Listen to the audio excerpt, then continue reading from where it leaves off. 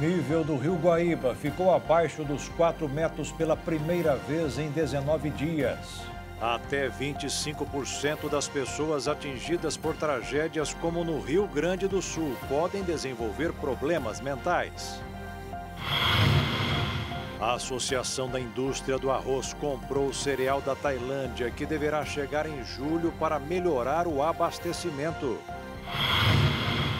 Motoristas de aplicativo estão trabalhando mais e recebendo menos. Decisão da Espanha, Irlanda e Noruega de reconhecer a existência de um Estado palestino provocou reações contrárias do governo de Israel. Aumento do calor provocou a morte de dezenas de macacos que caíram das árvores no México. Complicações na saúde da boca de 3,5 bilhões de pessoas do mundo inteiro podem até matar. E a inteligência artificial volta a pedir licença para fazer o serviço dos garçons em um restaurante da França. Agora no Jornal das 22.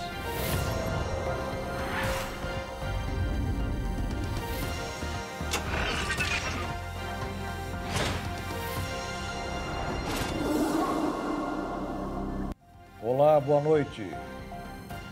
O nível do Lago Guaíba ficou abaixo dos 4 metros pela primeira vez em 20 dias. A cota é de 3,93 metros, mas ainda é uma preocupação, pois segue acima do patamar de inundação, que é de 3 metros. O número de mortes subiu hoje para 162. De acordo com o Metsul, o nível máximo ocorreu no dia 5 de maio com 5 metros e 35 centímetros. A marca afetou diferentes bairros, com efeitos para o comércio, moradias, indústria da capital. O número de mortos no estado gaúcho já passa de 160. De acordo com o boletim mais recente da Defesa Civil do Rio Grande do Sul, o desastre climático deixou 806 feridos e 82 desaparecidos, e mais de 650 mil pessoas tiveram de deixar suas casas por causa das inundações. A tragédia climática causou danos na rede elétrica de baixa, média e alta tensão. Os danos vai custar aos cofres públicos cerca de R$ 1 bilhão. Apesar da redução à previsão de temporais, segundo o Climatempo, é de chuva generalizada em todo o território gaúcho nesta sexta-feira e pode fazer com que o nível do Lago Guaíba suba novamente. A área mais crítica é na região da Costa Doce e as margens da Laguna dos Patos. Com isto, é esperado que haja extravasamento de rios menores, arroios e córregos onde a chuva for mais intensa, o que pode causar a elevação dos rios principais, causando alagamentos. A Fiocruz emitiu um relatório que aponta que o desastre climático atingiu todo o estado do Rio Grande do Sul. Afetou mais de 3.000 instalações de saúde, como clínicas, farmácias e hospitais, além de deixar mais de 1 milhão de moradias em zona de risco. As enchentes provocadas pelas chuvas no Rio Grande do Sul já atingem mais de 2,5 milhões de pessoas, segundo nota técnica do Observatório do Clima e Saúde da Fundação Oswaldo Cruz. Os pesquisadores da Fiocruz fizeram um panorama a partir de dados disponibilizados por órgãos oficiais do governo. Foram analisados, ao todo, consultórios, clínicas, farmácias, centros de saúde especializados e unidades móveis de nível pré-hospitalar das regiões afetadas. Dentre os mais que necessitam dos serviços de saúde estão 240 favelas, 40 comunidades quilombolas e 5 aldeias indígenas, que são os mais vulneráveis em contato direto com as inundações. O estado registra ainda 2 mortes por leptospirose. A doença é transmitida pela exposição direta ou indireta à urina de animais, roedores infectados. Segundo a Fundação Oswaldo Cruz, foram analisados, ao todo, consultórios, clínicas, farmácias, centros de saúde especializados e unidades móveis de nível pré-hospitalar das regiões afetadas. Ministério da Saúde anunciou que um repasse de R$ 202 milhões para a ampliação da assistência em saúde no Rio Grande do Sul e a compra de insumos e medicamentos para o estado. E para quem quer saber para onde vai a doação de alimentos, a alternativa é a ONG Prato Cheio. Quem compra e quem recebe pode acompanhar o trajeto através do site da organização, especializada em recolher a comida que seria desperdiçada e entregar a quem precisa. Por meio dela, doadores de alimentos e instituições beneficiadas podem consultar dados detalhados sobre o processo, como volume arrecadado, itens doados e até pegadas de carbono, com emissão de gases de efeito estufa e hídrica, volume de água consumido na produção da doação. A plataforma faz o acompanhamento de onde veio e para onde foram as doações, dando visibilidade e transparência para a ação. Ao acessar o site, o usuário pode destrinchar a plataforma de 3 maneiras: via doadores de alimentos, via instituições beneficiadas, acessos restritos aos participantes e por meio do Prato Cheio em Números, que é o painel aberto a todos os usuários. Fundada em 2001, a Associação Prato Cheio atende semanalmente cerca de 33 mil pessoas na região metropolitana de São Paulo. São 800 toneladas de alimentos que seriam desperdiçados e são entregues a entidades assistenciais todos os anos. A Procuradoria-Geral do Estado do Rio Grande do Sul determinou a suspensão de dívidas de pessoas diretamente impactadas pelo temporal que atingiu o estado. A Procuradoria pede a suspensão por até 6 meses, sem alteração do montante da dívida. O adiamento dos créditos vale para quem teve estabelecimentos ou casas destruídas e que tiveram sua principal fonte de renda comprometida em função das enchentes ou que sofreram outros efeitos dos eventos climáticos. O texto ainda destaca que pessoas que tiveram os negócios afetados de forma relevante pelas chuvas ou por falta de insumos ou escoamento de produção também têm direito ao benefício. Aqueles com direito devem apresentar o pedido diretamente à unidade da Procuradoria-Geral do Estado. A determinação foi publicada hoje no Diário Oficial do Estado. E os prejuízos causados pelos temporais no Rio Grande do Sul vão muito além da perda material. Especialistas alertam que até 1/4 das vítimas corre o risco de sofrer transtornos mentais. Daiane ainda se emociona ao lembrar do dia em que sua casa foi invadida pelas águas dos temporais no Rio Grande do Sul. Pedi para Jesus: Jesus, eu estou morrendo de medo, me ajuda, não sei o que fazer. Porque eu olhava para um lado era água, olhava para o outro lado era água. Mais de 500 mil de pessoas ficaram desalojadas por causa das enchentes no Rio Grande do Sul.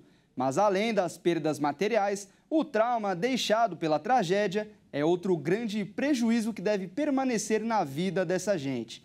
E a estimativa dos especialistas é que 25% dos afetados pelas enchentes desenvolvam traumas emocionais, principalmente pessoas que têm dificuldade em lidar com mudanças, perdas e o luto. Os principais questões do ponto de vista de saúde mental são problemas relacionados ao que as pessoas neste momento estão enfrentando, que é o que nós chamamos de reações agudas de estresse, que são reações até esperadas para essa primeira fase, nesses primeiros dias, primeiras semanas. Nós estamos passando por uma série de situações traumáticas, né? As mais diferentes aqui. As enchentes estão afetando as pessoas de diferentes maneiras, né? Ao longo dessas últimas semanas. Essas reações agudas de estresse, elas se mostram mais por reações emocionais, as pessoas têm medo, desespero. Cuidar da saúde mental das vítimas do Rio Grande do Sul é uma das prioridades da Força Tarefa do SUS, que conta com mais de 300 profissionais de vários estados. Neste momento, eles estão fazendo um mapeamento entre as pessoas e identificando os casos que apresentam sinais de risco. O trabalho é considerado urgente. Afinal, quanto antes a pessoa for atendida, menor a chance de desenvolver um trauma no futuro. O que se faz numa situação desse tipo, ao longo das primeiras semanas, é o que a gente chama de primeiros cuidados psicológicos. É uma intervenção, né? Não é uma psicoterapia, não chega a ser um tratamento, né? É uma intervenção do ponto de vista de saúde mental, que a gente está usando um protocolo da Organização Mundial de Saúde, né? Então, a gente está fez até um treinamento rápido, uma capacitação rápida para muitas pessoas poderem fazer isso. A ideia toda desse tipo de intervenção, que é imediata, né, é justamente prevenir a ocorrência de transtornos mentais futuros. Ao lado das filhas, a Daiane revela uma mistura de sentimentos entre as lembranças dolorosas daquele dia e o alívio por ter salvado sua vida e de sua família. Mas o fato é, a ferida ainda está aberta. Eu agradeci muito a Deus pelos meus filhos terem se salvado, sabe? Que daí eu pensei assim, ai, meus filhos, graças a Deus, Jesus, obrigado por ter salvado eles. Há 3 semanas, o Brasil acompanha o Rio Grande do Sul devastado e paralisado por fortes enchentes. E essa tragédia pode estar ligada ao desmatamento no estado para o cultivo de soja. O desastre climático é associado ao aquecimento global. Para muitos ambientalistas, o fenômeno em curso foi agravado pelo desmatamento, em grande parte impulsionado pelo cultivo da soja. Tem uma questão bem importante aqui no Rio Grande do Sul, que é a supressão da mata nativa, né? O solo da mata nativa, ele tem uma capacidade muito boa de infiltrar a água da chuva. E aí evita que essa água fique na superfície e escorra para os rios. A jornalista Jaqueline Sordi lembra que as florestas nativas também ajudam a manter o solo no lugar, prevenindo a erosão e deslizamentos de terra. O Rio Grande do Sul é um estado que não tem se adaptado a essa nova realidade climática, né? A gente fala, há muitos anos se fala, tanto em mitigação como em adaptação, a necessidade de regiões em situação de maior vulnerabilidade se adaptarem a essa nova realidade. E aqui muito pouco ou nada foi feito. E o resultado é isso que a gente está vendo, né? São quase um estado inteiro embaixo d'água. De acordo com o MAP Biomas, organização que usa imagens de satélite para rastrear o desmatamento, o Rio Grande do Sul perdeu 22% de sua vegetação nativa de 1985 a 2022. Um número que equivale a 3,6 milhões de hectares. A opinião da jornalista especializada em mudanças climáticas Jaqueline Sordi sobre a catástrofe gaúcha é partilhada pelo engenheiro André Corsetti. É consequência de um despreparo do governo estadual, do governo nacional, assim como tem governos ao redor do mundo inteiro que ainda não se adequaram, não aceitaram essa nova realidade e não estão fazendo o que precisa ser feito para que a gente faça mudanças rápidas e efetivas para, de fato, lidar com esses eventos que vão seguir acontecendo cada vez, infelizmente, com maior frequência e magnitude. Para os especialistas, o momento é de mudanças. O que a gente está vendo é que esse modelo econômico que tem se adotado ao longo das últimas décadas, ele é insustentável.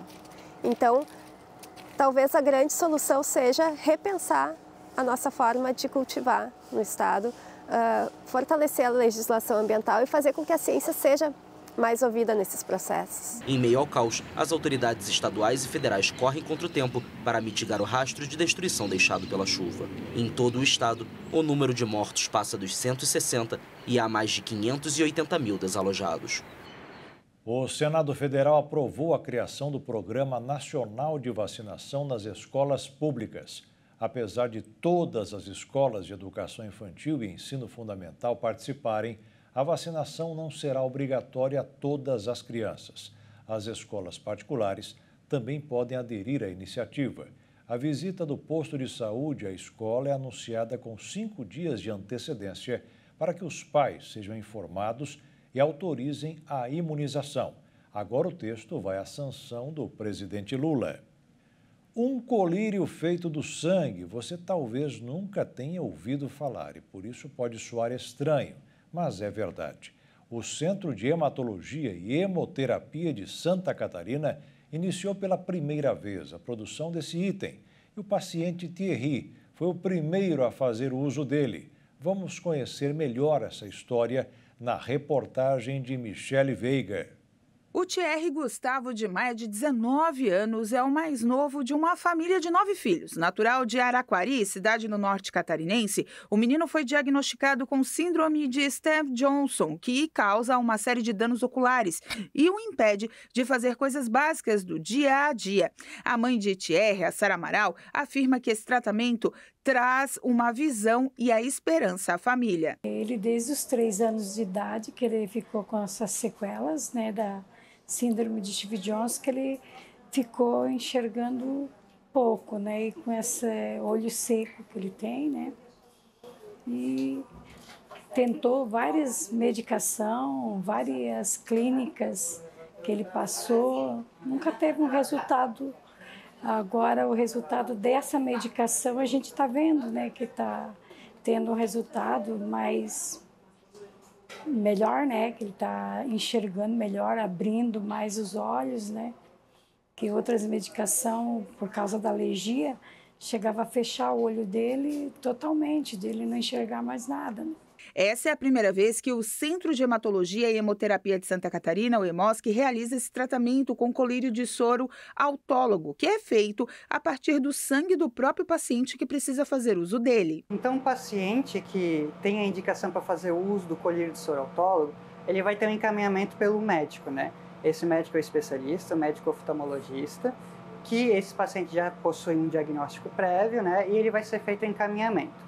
Uma vez que ele tem um encaminhamento, ele vai chegar aqui pelo HEMOSC, ele vai passar por uma consulta com a enfermeira, né, que vai fazer toda a triagem clínica dele, e a partir do momento que ele tiver com todos os sinais vitais de acordo com os parâmetros, ele vai coletar um sangue para fazer a sorologia, né, vai fazer testes sorológicos. Se esses testes sorológicos derem concordantes, né, eles derem todos negativos, o paciente vai ser liberado, então, para poder coletar o material, o sangue, né, para poder ser produzido o colírio. Então, após a liberação dos testes sorológicos, o paciente então vai coletar de 4 a 8 tubos de sangue de 10 ml e esse material então vai ser encaminhado aqui para o laboratório de processamento celular. A coleta de sangue do paciente para a produção do seu colírio foi realizada no começo de abril. As amostras de sangue são processadas, produzindo um colírio estéril que somente é entregue ao paciente após a realização de testes de controle de qualidade. Desde então, a mãe de Thierry comemora essa conquista que trará mais acessibilidade à vida do seu filho. Agora a gente está com muita esperança. E veja a seguir: a Associação da Indústria do Arroz comprou o cereal da Tailândia, que deverá chegar em julho para melhorar o abastecimento. E mais, saiu um levantamento provando que os motoristas de aplicativo estão trabalhando cada vez mais e recebendo menos.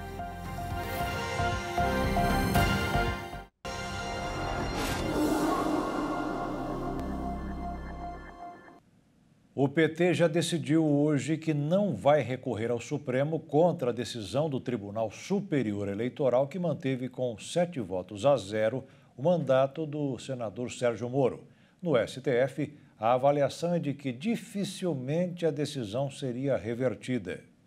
Autores dos recursos que pediam a cassação de Sérgio Moro, PT e PL pensam diferente sobre a possibilidade de recorrer ao Supremo Tribunal Federal contra a decisão do Tribunal Superior Eleitoral, que nesta terça-feira, por unanimidade, absolveu o ex-juiz federal e manteve o mandato do senador. O partido do presidente Lula já decidiu que não irá recorrer do veredito. Já o PL aguarda uma decisão do presidente da sigla, Valdemar Costa Neto. O partido do ex-presidente Jair Bolsonaro está dividido, principalmente no Paraná, reduto eleitoral de Moro. Bolsonaro, no entanto, é contra um recurso na Suprema Corte, já que Sérgio Moro se tornou aliado no Senado Federal. Internamente, integrantes do Supremo avaliam que não há questão constitucional que justifique a atuação do STF, além do fato de que 3 ministros da Corte já votaram no TSE, Carmen Lúcia, Cássio Nunes Marques e Alexandre de Moraes. Além disso, as cassações do ex-deputado federal Valdevan 90 e do ex-deputado estadual Felipe Francischini, outros exemplos de unanimidade no TSE, foram recentemente confirmadas pelo STF. O assunto em questão, que envolve inelegibilidade, normalidade e legitimidade das eleições contra a influência do poder econômico, são matérias constitucionais e, portanto, passíveis de serem apreciadas pelo STF. Destaca-se, por fim, que o TSE é composto por 3 ministros do STF, que no momento são Alexandre de Moraes, Carmen Lúcia e Nunes Marques, e que estes, se nada de novo ocorrer, tendem a manter o posicionamento já exarado no TSE. A decisão do TSE também é vista nos bastidores como uma vitória do presidente do Senado, Rodrigo Pacheco, que nos últimos dias atuou para evitar a cassação de Sérgio Moro. Pacheco defendia que o julgamento fosse técnico e justo, pontos que, segundo Moro, foram respeitados pelos ministros do TSE. Todo mundo afirmando que o julgamento foi técnico, foi independente e foi correto. Não vi críticas ao conteúdo jurídico desse julgamento. E aí nós temos que nos orgulhar do nosso judiciário que mostrou essa independência. Em abril, Moro foi absolvido pelo Tribunal Regional Eleitoral do Paraná por 5 votos a 2. A maioria entendeu que não houve abuso de poder econômico durante a pré-campanha. Além disso, todos os 7 juízes rejeitaram a acusação de uso indevido dos meios de comunicação social e também não reconheceram indícios de Caixa 2 e triangulação de recursos. Um levantamento apontou que uma das atividades que mais cresceu nos últimos anos no Brasil está apresentando distorções. Os motoristas de aplicativo ou entregadores são obrigados a trabalhar cada vez mais para conseguir o sustento do mês. O detalhe é que, mesmo assim, ganham cada vez menos. O número de brasileiros que utilizam as plataformas digitais como principal fonte de renda cresce a cada ano no país, passando de 400 mil motoristas atuando de forma autônoma em 2012 para 1 milhão em 2022. É o que aponta os dados do estudo realizado pelo Instituto de Pesquisa Econômica e Aplicadas. Nesse mesmo período de 10 anos, a renda média desses colaboradores caiu de R$ 3.100 por mês para R$ 2.400 mensais. Situação similar dos entregadores de aplicativos, que em 6 anos passou de 56 mil registrados para 366 mil. E a renda média caiu de R$ 2.250 em 2015 para R$ 1.650 em 2021. Mesmo com a redução da renda mensal, a jornada de trabalho dessas pessoas segue aumentando. Em 2012, quase 22% dos motoristas autônomos diziam trabalhar de 49 a 60 horas semanais. Já em 2022, 10 anos depois, esse número aumentou para mais de 27%. No caso dos entregadores, apenas 2,6% diziam trabalhar mais de 60 horas por semana. E também apresentou um aumento considerável em 10 anos, chegando a 8,6%. Outra área que apresentou mudança foi a contribuição previdenciária desses motoristas, que caiu de 47,8% em 2015 para 24,8% em 2023. A Associação Brasileira da Indústria do Arroz informou que comprou 75 mil toneladas do cereal produzido na Tailândia. O produto deverá chegar ao país no início de julho para equilibrar o abastecimento que passa por distorções. O arroz importado da Tailândia é do tipo polido fino 1, o mesmo arroz produzido no Brasil. De acordo com a Associação Brasileira da Indústria do Arroz, a Rabi Arroz, 75 mil toneladas foram importadas e devem chegar em solo brasileiro na primeira quinzena de julho. A decisão de importar o produto da Tailândia foi tomada para evitar a alta do preço em virtude das chuvas no Rio Grande do Sul. A saca do arroz tailandês custará R$ 115 aos cofres públicos, enquanto nos países do Mercosul o valor seria de R$ 125. O governo federal também decidiu que o imposto de importação do arroz será zerado e essa medida vale até o final do ano. A decisão foi tomada após as enchentes que atingiram o Rio Grande do Sul alagarem as plantações de arroz. O estado é responsável por 70% da produção no país.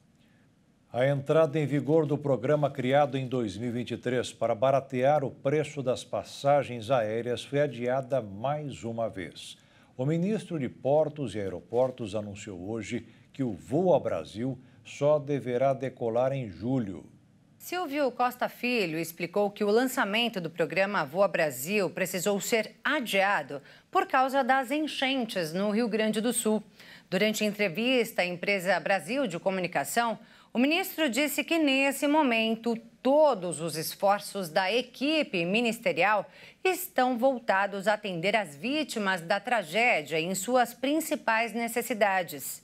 O programa, que prevê a comercialização de passagens aéreas a preços acessíveis, foi anunciado pelo governo federal no ano passado e seu lançamento estava previsto para janeiro de 2024. Inicialmente, serão beneficiados cerca de 22 milhões de brasileiros, entre aposentados do Instituto Nacional do Seguro Social, com renda mensal de até 2 salários mínimos, e os bolsistas do programa Universidade para Todos. Por enquanto, o governo ainda não está fazendo cadastros de participação no programa e nem solicitando pagamentos. Isso porque o Voa Brasil ainda está em fase de ajustes finais. Por isso, o Ministério de Portos e Aeroportos orienta que qualquer correspondência, ligação ou mensagem de texto no celular e nas redes sociais com solicitação de cadastro ou depósito para inclusão no Voa Brasil é fake news. Portanto, fica aí o alerta para que todos tomem muito cuidado para não cair em golpes. 2 fatos pesaram hoje no mercado financeiro. A fala do ministro da Fazenda, Fernando Haddad, criticando a taxa de juros do Brasil e a ata divulgada pelo Banco Central dos Estados Unidos, alertando para a possibilidade de um novo aumento nas taxas americanas, ao invés da tão esperada redução, se os preços não baixarem para o nível desejado. Com isso, o dólar fechou em alta de 0,78%, cotado em R$ 5,15 na venda. E a Bolsa de Valores fechou em baixa de 1,38%, voltando para a faixa dos 125 mil pontos. E o Mato Grosso do Sul é o 5º maior produtor de suínos do país. Entre os fatores que contribuíram para o estado subir no ranking estão a ampliação de recursos do Fundo de Financiamento do Centro-Oeste e os incentivos do programa Leitão Vida. Hoje, Mato Grosso do Sul tem 280 granjas de suínos e 112 mil matrizes, mas até 2026 a estimativa é que atinja 150 mil matrizes. Nesse cenário, em 2023, o estado encaminhou para abate 2.900.000 cabeças de suínos, o que fez com que Mato Grosso do Sul passasse de 6º para 5º maior produtor do país, passando o Mato Grosso e ficando atrás apenas de Minas Gerais, Rio Grande do Sul, Paraná e Santa Catarina. Conforme o secretário executivo de Desenvolvimento Econômico e Sustentável do Estado, um dos fatores é o investimento do governo em incentivos, a começar pelo programa Leitão Vida, que destina recursos aos produtores que se enquadram nas normas de segurança econômica, ambiental e de emprego. Esse incentivo, ele vem diretamente premiar principalmente a biossegurança das nossas instalações, já que uma estrutura tão complexa hoje como a suinocultura, a biossegurança é fundamental, mas também qualidade de vida para o trabalhador, também a questão ambiental sendo preservada. Todas as granjas têm hoje lagoas que impedem com que esses resíduos cheguem no meio ambiente. Então, nossa produção de suínos está muito adequada, baseada nos critérios estabelecidos no programa Leitão Vida. E o programa Leitão Vida, ele é fundamental, já que somente no ano de 2023 nós levamos de prêmio para os produtores, são quase 300 produtores, levamos 58 milhões de reais do governo do estado em pagamento de incentivo financeiro aos produtores que atenderam os critérios do programa. Outro ponto importante de ampliação são os recursos do FCO. No ano de 2022 e 2023, a gente destinou 400 milhões de reais de recursos do FCO para essa importante cadeia produtiva, e a gente entende que essa política pública, ela ampara principalmente os projetos de crescimento das indústrias do estado. O secretário comenta que, quanto às empresas existentes no estado, a planta de São Gabriel do Oeste deve ampliar de 3 para 5 mil abates por dia e a de Dourados de 5 para 10 mil abates diários, o que é mais uma prova da expansão. E essa ampliação de abates que está em andamento vem fomentando a geração de empregos. Só na empresa em Dourados, quando chegar a 10 mil abates por dia, devem ser gerados 7.500 postos de trabalho. Com o mercado em crescimento, há mais 2 empresas, entre nacional e multinacional, que estudam implementação em Mato Grosso do Sul. O estado tem uma situação privilegiada hoje, baseado principalmente na rota bioceânica. Então, as empresas estão enxergando essa oportunidade que o estado tem, os recursos que nós temos do FCO, e as empresas estão interessadas. A gente tem conversações, 2 grupos estão trabalhando em conversações e a gente espera poder dar notícias boas para o setor em breve. E veja a seguir: sancionada a lei criada durante a pandemia que beneficia os setores de eventos. E mais uma decisão da Espanha, Irlanda e Noruega, reconhecendo a existência de um Estado palestino, provocou reações contrárias do governo de Israel.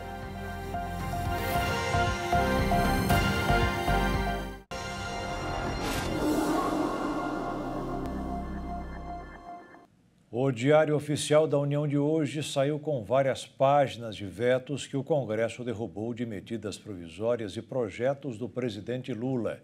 Foram várias derrotas. Ao todo, o governo reservou 5 páginas do Diário Oficial da União para publicar a promulgação dos vetos do presidente Luiz Inácio Lula da Silva. Vetos esses, então, que foram derrubados pelo Congresso Nacional em 13 leis que haviam sido sancionadas pelo Executivo. Entre esses vetos, então, promulgados, publicados hoje, temos o da Lei 14.514 sobre a pesquisa, a lavra e a comercialização de minérios nucleares e também de seus concentrados e derivados e de materiais nucleares, além também do da Lei 14.597, que institui a Lei Geral do Esporte. O Diário Oficial da União também traz promulgação de vetos nas leis 14.734, que determina, nesse caso, que os estados, o Distrito Federal e os municípios forneçam recursos financeiros a fim de possibilitar o pleno funcionamento do Conselho de Alimentação Escolar e aprovem também normas complementares para a execução do Programa Nacional de Alimentação Escolar, o PENAI. E, por fim, na lei também 14.750, que altera leis anteriores para aprimorar instrumentos ali de prevenções de desastres também em áreas que então foram atingidas por esses desastres e ações de monitoramento de riscos de acidentes ou desastres e produção também de alertas antecipados, muito por conta da situação que está ocorrendo lá no estado do Rio Grande do Sul. Lembrando que existem mais vetos, que precisam ser analisados ali pelo Congresso Nacional. Sempre que tem vetos, então a pauta fica trancada e com isso não há possibilidade dos parlamentares analisarem outros projetos. E o presidente sancionou hoje a lei de incentivo ao programa emergencial de retomada do setor de eventos. O programa foi aprovado pela Câmara dos Deputados no final de abril. Desta vez, depois de uma negociação do Ministério da Fazenda com os líderes partidários da casa. O projeto estabelece que as empresas que estão no regime de lucro real, com faturamento superior a R$ 78 milhões por ano, não terão mais a desoneração do Imposto de Renda à Pessoa Jurídica e da Contribuição Social sobre o lucro líquido a partir de 2025. Esse grupo das maiores empresas do país continuará se beneficiando da alíquota zero do PIS e COFINS. O PERSE foi criado em 2021, durante a Covid, para auxiliar profissionais que trabalham com eventos. Em uma primeira regulamentação do programa, no mesmo ano, o então Ministério da Economia, no governo anterior, chegou a incluir 88 setores no benefício de isenção de impostos. Esse número foi reduzido em seguida, em 2023, quando o Congresso aprovou medida enxugando a isenção fiscal para 44 setores. Na Câmara dos Deputados, o projeto ampliou o auxílio para 30 setores, manteve isenção dos impostos até 2026 e criou o limite de gastos de R$ 15 bilhões. O formato, apesar de mais permissivo que o inicialmente enviado pelo governo, foi considerado uma vitória para o ministro da Fazenda, Fernando Haddad, que trabalhou para deixar o texto com o menor impacto possível aos cofres públicos. De acordo com parlamentares que acompanharam as negociações, Haddad também cedeu após reclamações de ministros de outras pastas, ligadas a áreas de turismo e eventos, que não teriam sido consultados quando o ministro da Fazenda decidiu acabar com o benefício. A Espanha, Irlanda e Noruega reconheceram o Estado da Palestina, o reconhecimento oficial dos 3 países de um Estado palestino independente que entrará em vigor. A decisão conjunta foi tomada depois de a Assembleia Geral da ONU ter aprovado no início do mês uma resolução que abre caminho para o reconhecimento da Palestina como Estado membro da organização.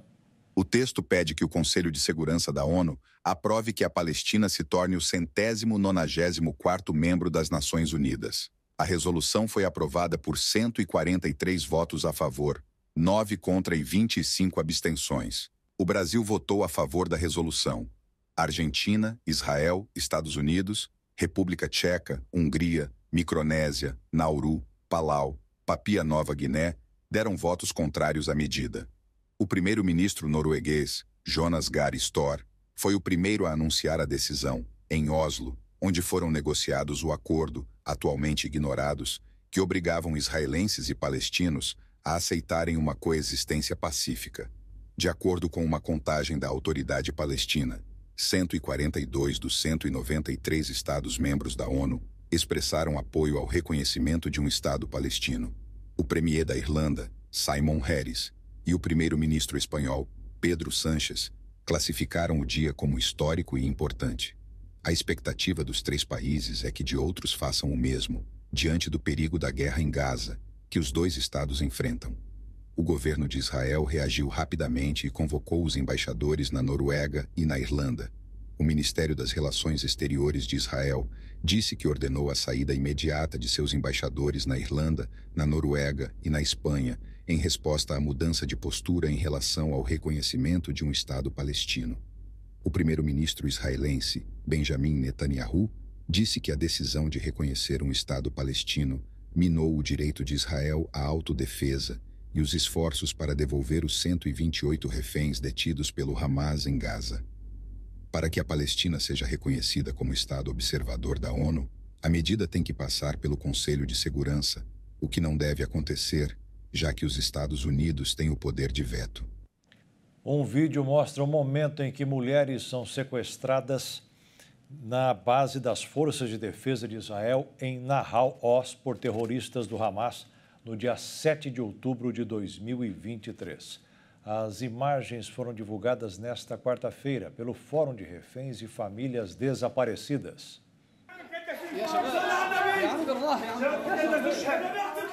As famílias de 5 mulheres soldados israelenses retidas na faixa de Gaza autorizaram nesta quarta-feira a divulgação pelos meios de comunicação de imagens que mostram o momento do sequestro delas em uma base militar no dia 7 de outubro. No trecho de pouco mais de 3 minutos, extraído de um vídeo de 2 horas filmado com uma câmera por combatentes do Hamas, segundo as famílias, é possível ver as jovens, algumas com sangue no rosto, sentadas no chão de pijama com as mãos atadas atrás das costas. Algumas tentam falar em inglês, com expressão de terror e implorando. Depois, os homens do Hamas levam as mulheres entre gritos e sons de rajadas de tiros até um jipe militar. Imagens de soldados reféns circulam desde o dia do ataque, mas os fragmentos de vídeo divulgados nesta quarta-feira são inéditos. As famílias aceitaram divulgá-los na tentativa de acelerar um processo de negociação que conduza à libertação delas. Para Ailet, mãe de Naama, de 19 anos, mantida refém em Gaza, a divulgação dessas imagens deveria marcar uma virada nas decisões do governo. We only see in that video a fraction. Vemos no vídeo apenas uma fração das coisas terríveis que estão acontecendo ao seu redor no abrigo. Ela está aterrorizada e ferida, há medo em seus olhos, e ela está dizendo tudo o que pode. Ela está implorando por sua vida. A principal prioridade é trazê-la para casa. Traga todos para casa agora. And she is saying whatever she can. She's begging for her life. The top priority is to bring her home. Bring them all home now. Mais de 50 soldados morreram em 7 de outubro do ano passado nesta base militar, atacada por comandos do movimento islamista palestino. Nesse mesmo dia, 15 mulheres desarmadas encarregadas de vigiar a fronteira por meio de telas foram assassinadas na base de Nahal Oz, de acordo com o exército israelense. 7 foram tomadas como reféns. Uma das soldados foi libertada durante uma operação militar israelense e o corpo de outra foi encontrado em Gaza e repatriado para Israel. Das 252 pessoas sequestradas na data do ataque que desencadeou a guerra entre Israel e Hamas, 124 continuam sequestradas em Gaza, das quais 37 estariam mortas, segundo o exército. O governo de Javier Milei suspendeu as contas nas redes sociais e os sites dos meios de comunicação públicos na Argentina. A medida foi vista como censura pelos funcionários das estatais. A suspensão incluiu os sites da televisão pública, da Rádio Nacional e de todas as suas emissoras afiliadas, o canal educativo Encontro e o canal infantil Paca Paca. Desde o início de seu mandato, Milei acusa a mídia estatal de ser um instrumento de propaganda ligado ao kirchnerismo, um termo usado para se referir à filosofia política do falecido Néstor Kirchner, presidente da Argentina. O governo cancelou todos os noticiários de fim de semana da televisão pública, que começou suas transmissões em 1951, a primeira a entrar no ar na Argentina. Milei também cortou o pagamento de horas extras e feriados na Rádio Nacional, o que fez com que as 49 emissoras do interior do país tivessem que suspender a programação dos finais de semana e transmitir os programas de Buenos Aires. Ao acessar os endereços online, aparece a mensagem Site em Reconstrução. O Sindicato de Imprensa de Buenos Aires emitiu um comunicado no qual rejeita o silenciamento das redes sociais de ambos os meios de comunicação e acusou a medida de censura e intimidação do governo de Javier Milei. Dezenas de macacos morreram no sul do México, provavelmente devido às altas temperaturas. O Ministério do Meio Ambiente está investigando as mortes. Além da insolação e da desidratação, autoridades estudam outras hipóteses, como a desnutrição ou a fumigação das plantações com pesticidas. Victor se emociona ao lembrar como um grupo de bugios estendeu a mão para ele em busca de ajuda. Dezenas desses animais morreram no sul do México, provavelmente devido às altas temperaturas. Diretor de um hospital veterinário na cidade de Comalcalco, o zootecnista e sua equipe trataram na última semana de 8 bugios, espécie classificada como ameaçada de extinção. Eles chegaram em estado de hipertermia, temperatura de 43 graus, completamente prostrados, deitados. Não fizeram nada para se defender. Não hacían nada por defenderse ellos. No nos llegaron los 8 especímenes de golpe. Ahorita todavía nos quedan 4 especímenes que sí están bastante. Nesse momento ainda temos 4 exemplares, cujo estado de saúde é delicado. Quando eles desmaiam ali na árvore, eles caem de 15 a 20 metros. Então suas quedas às vezes são muito fortes e eles se machucam. E se lastimam. O Ministério do Meio Ambiente está investigando as mortes. Especula-se principalmente que a causa da morte seja insolação, devido ao fato de estarmos em uma zona tropical e ao aumento gradual da temperatura. Este ano estamos quase chegando aos 50 graus. Então isso fez com que os macacos sofressem diversos tipos de crises, principalmente devido às mudanças climáticas. Os monos sofrem diferentes tipos de crises, principalmente por lo que é o cambio climático. Além da insolação e da desidratação, o Ministério do Meio Ambiente estuda outras hipóteses, como a desnutrição ou a fumigação das plantas com pesticidas. E veja a seguir complicações na saúde da boca de 3,5 bilhões de pessoas do mundo inteiro podem até matar. E a inteligência artificial volta a pedir licença para fazer o serviço dos garçons em um restaurante da França.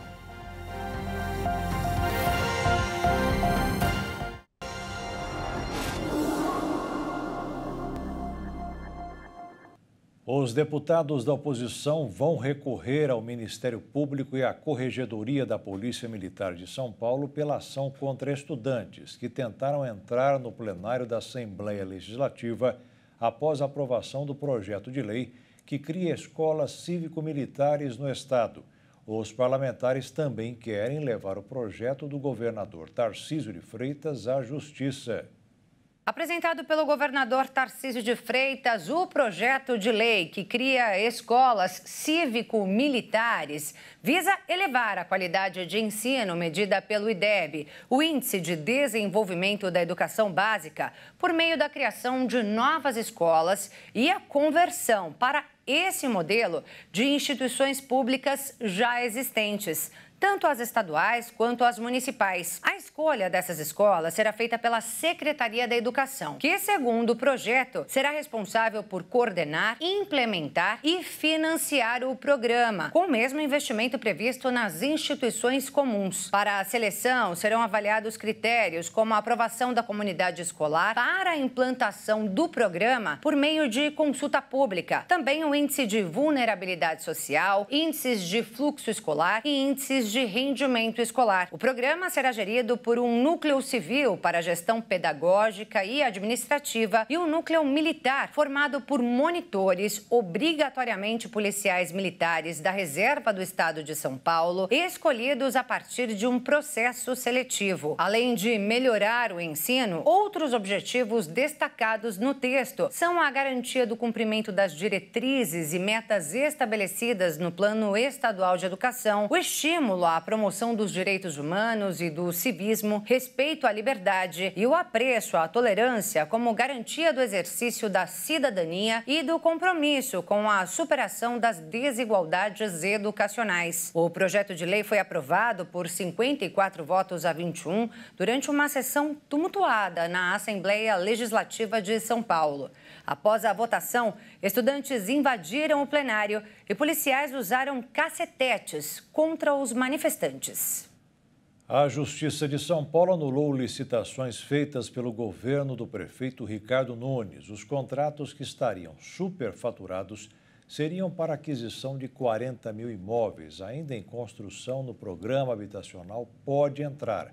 Foi determinada a reabertura do prazo para o recebimento de novas propostas. A decisão, que vale para todas as fases do processo a partir de janeiro de 2023, deve atrasar o cronograma de entregas de moradias e prejudica uma das principais bandeiras eleitorais do prefeito Ricardo Nunes, que é pré-candidato à reeleição em outubro. A prefeitura nega irregularidades e diz que tentará reformar a decisão.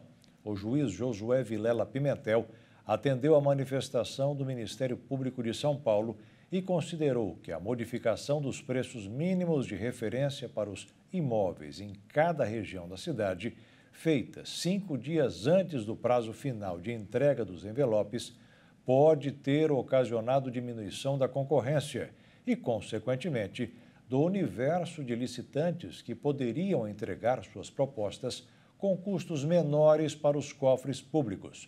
O valor é relevante, porque influencia no custo de aquisição do imóvel, dependendo da localização.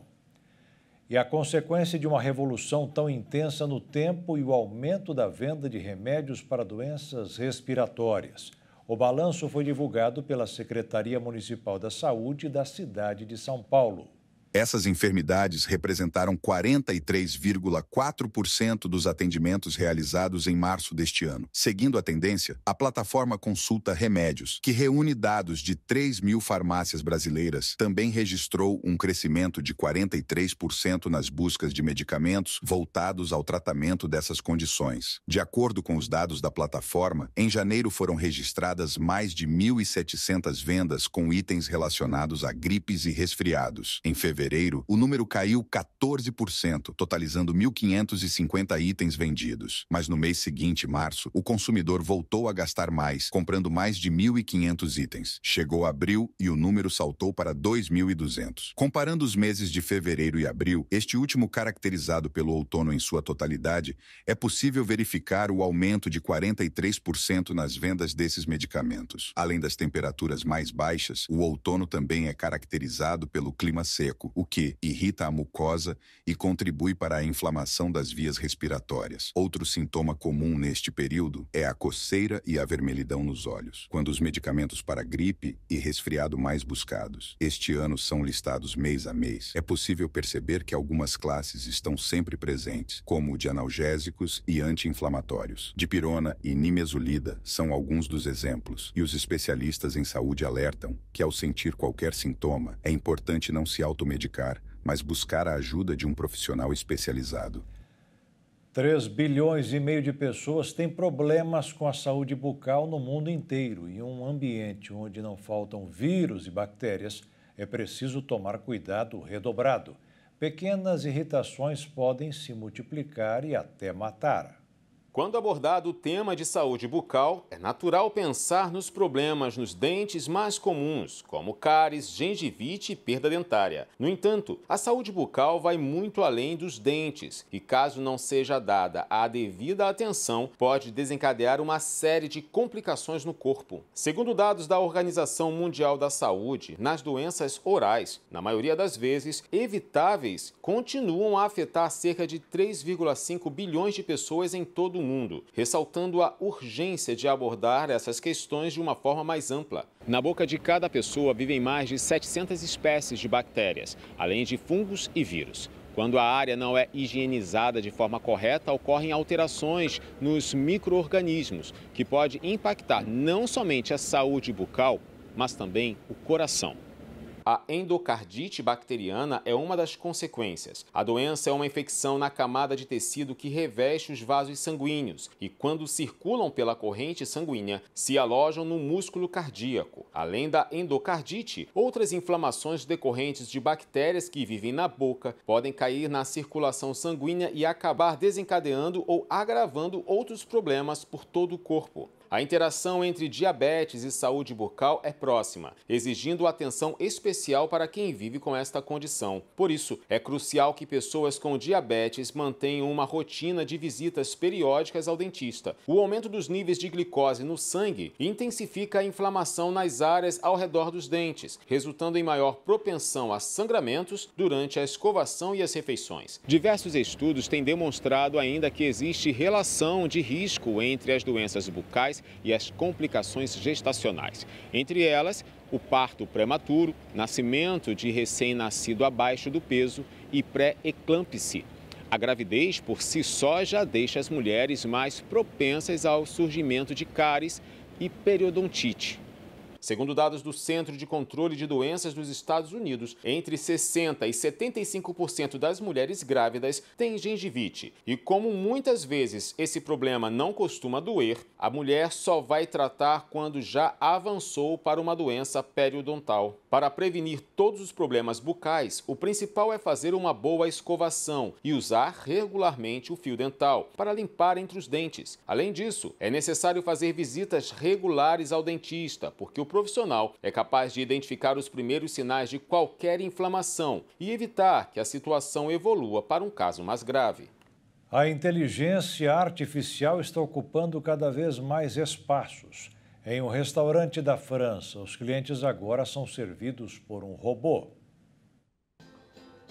Este restaurante francês recorreu à tecnologia para preencher as lacunas de equipe. Depois que 2 novos funcionários decidiram que a vida no estabelecimento não era para eles, um robô os substituiu. O BellaBot é uma torre robótica capaz de entregar pratos a várias mesas. Assim como nossos colegas do setor de hospitalidade, enfrentamos problemas de recrutamento. Por isso, decidimos usar um robô. Tivemos que continuar trabalhando rapidamente para atender as expectativas de nossos clientes. Hoje, é verdade que a solução robótica é uma forma alternativa para continuar o trabalho em boas condições.